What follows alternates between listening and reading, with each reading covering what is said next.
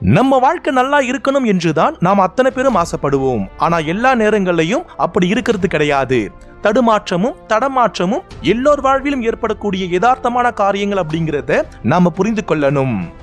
வாழ்க்கையில ஏதாவது ஒரு சூழல்ல நாம கீழே விழும்பொழுது திரும்ப எழுந்திருக்க நாம முயற்சி எடுக்கணும். நம்மள தூக்கி விடுறதுக்கு வேற யாராவது வருவாங்கன்னு எதிர்பார்த்து காத்து கிடந்தோம் அப்படின்னா நம்முடைய நிலைமை இன்னும் மோசமானதா மாறிடும். வாழ்க்கை பயணத்துல எங்கேயும் விழாம யாராலையும் பயணிக்க முடியாது. ஆனா விழுந்த இடத்திலிருந்து எழுந்திருக்க எல்லோராலும் முடியும்.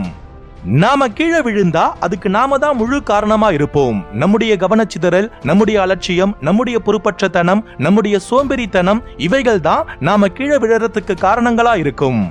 1000 பேர் நம்ம கூட இருந்தும் நமக்குள்ள சோம்பேறித்தனம் அப்படிங்கிற ஒரு விஷயம் இருந்துச்சு அப்படின்னா நம்முடைய வாழ்க்கையில நிலையான ஒரு வெற்றியை நம்மளால அடைய முடியாது. இவங்கெல்லாம் நம்ம கூட இருக்காங்க அப்படிங்கிற ஒரு எண்ணமே நமக்குள்ள ஒரு விதமான சோம்பேறித்தனத்தை ஏற்படுத்திவிடும். மற்றவர்களுடைய உதவியால நாம வாழ பழகிட்டோம் அப்படின்னா நம்முடைய தன்னம்பிக்கையின் ஆழம் என்ன அப்படிங்கிறது நமக்கு தெரியாம போயிடும். நம்ம வாழ்க்கையில நமக்கு யார தெரியுது தெரியல அப்படிங்கறதுலாம் முக்கியம் கிடையாது. நமக்குள்ள என்ன இருக்கு இல்ல அப்படிங்கிறது தான் முக்கியம்.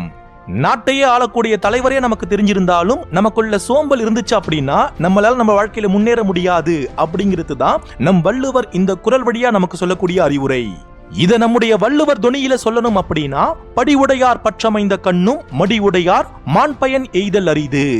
இந்த ஒரு குறள்ல இருக்கக்கூடிய ஆழமான உண்மை என்னவென்பதை நாம் உணர்ந்து கொண்டால் நம் வாழ்வில் எண்ணற்ற மாற்றங்கள் நிச்சயம் ஏற்படும். நன்றிகள்.